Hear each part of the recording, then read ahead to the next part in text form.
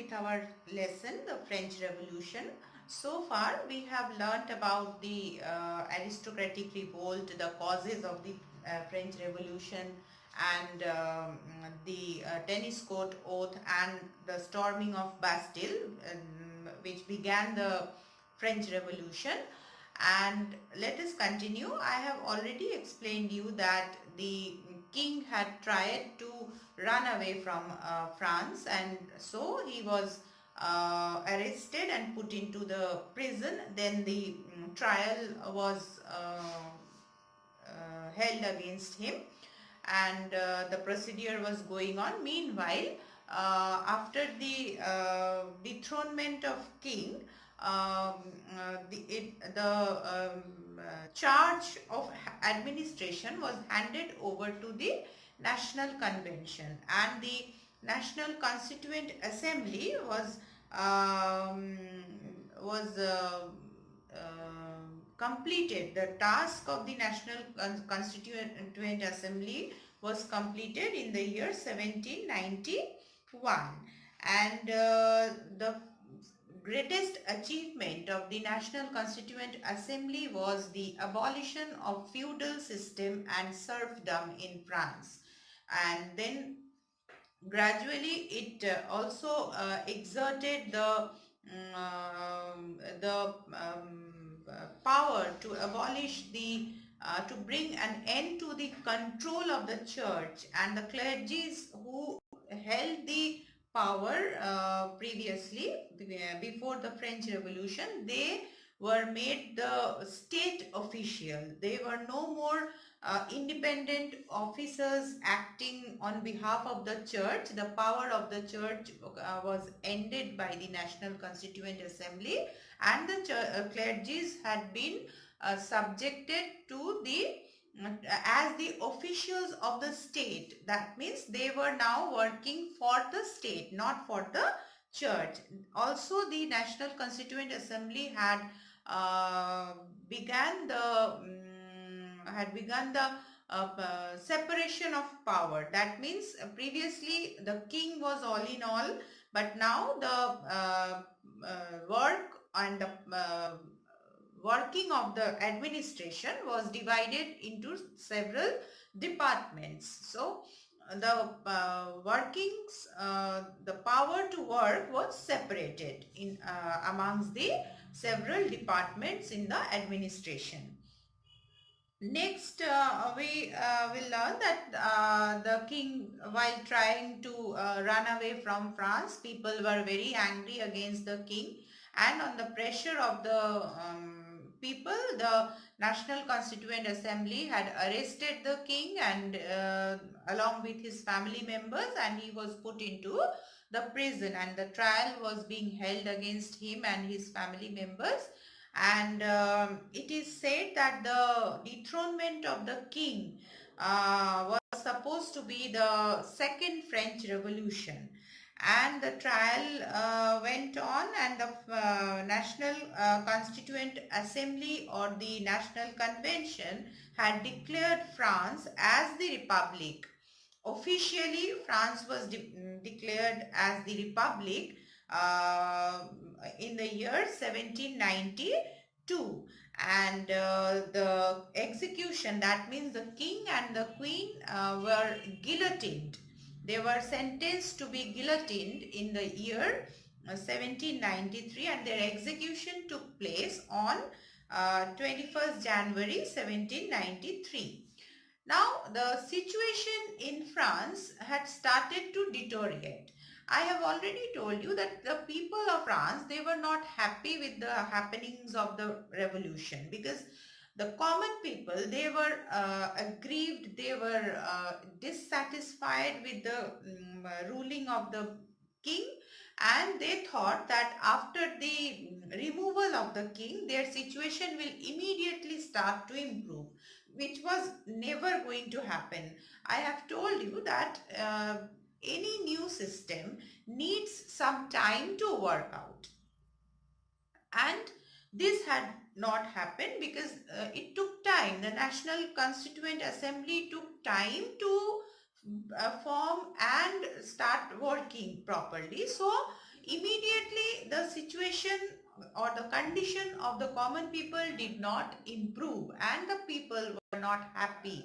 And the principles of the French Revolution, the three principles, equality, liberty, and fraternity, were no more popular amongst the people. The principles of the French Revolution were threatened, that people were saying that what is the use of the revolution? Our condition had not improved. We were same as we were before.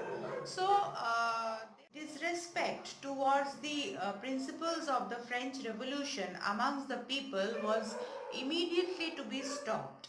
Also, there was a threat of foreign invasion, that I have already told, that the other countries who were ruled by the kings, they did not like that the king was executed in France. That was a huge thing during that time, that the king was to be killed by the common people, the verdict of the common people. King, who was supposed to be the representative of the God on this earth, was to be held responsible and sentenced to death. That was a unique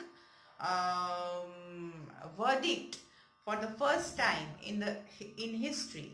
So the king was killed, and the other rulers of the European countries, they were threatened that if any such thing is going to happen in our country, our lives are also in the danger.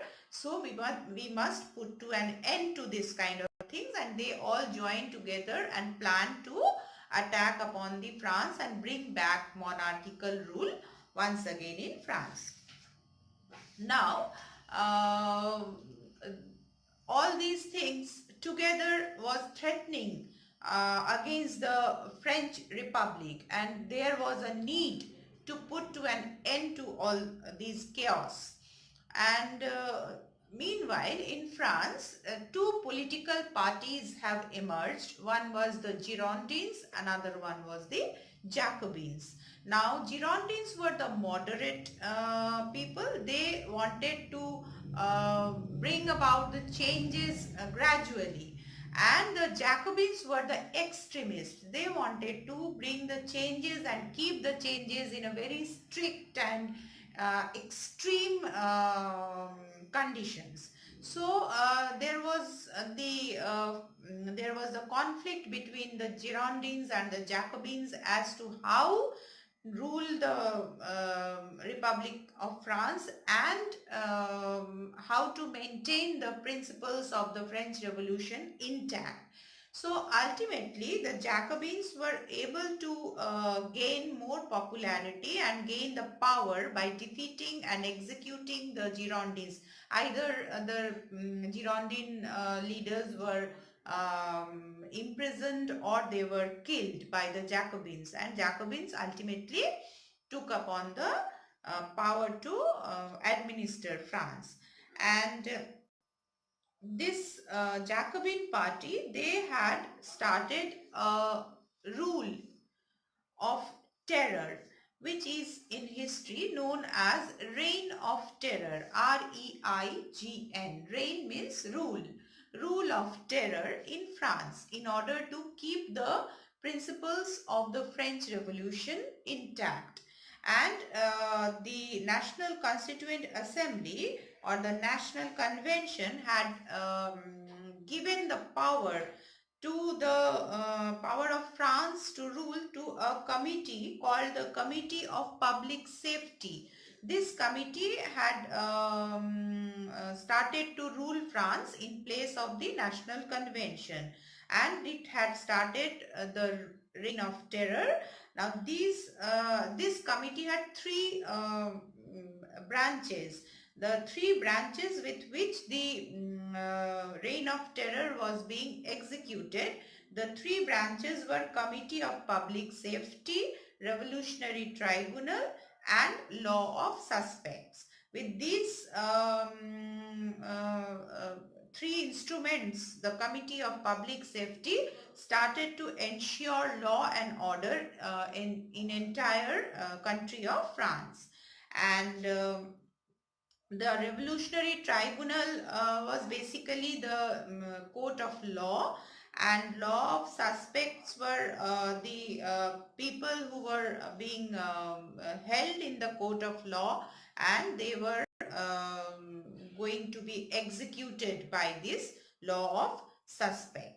So this many people were arrested on the basis of suspicion brought under the Revolutionary Tribunal, and they were sentenced to guillotine by the law of suspects. So this reign of terror had lasted for about a little more than 1 year, and it had come to an end with the execution of the Jacobin leader Robespierre. Robespierre was one of the most important Jacobin leader and also the initiator of the Reign of Terror, along with other two leaders, Saint Just and Carnot. So this was the Reign of Terror. I'll be giving you notes on this Reign of Terror. It is a very important topic regarding the French Revolution.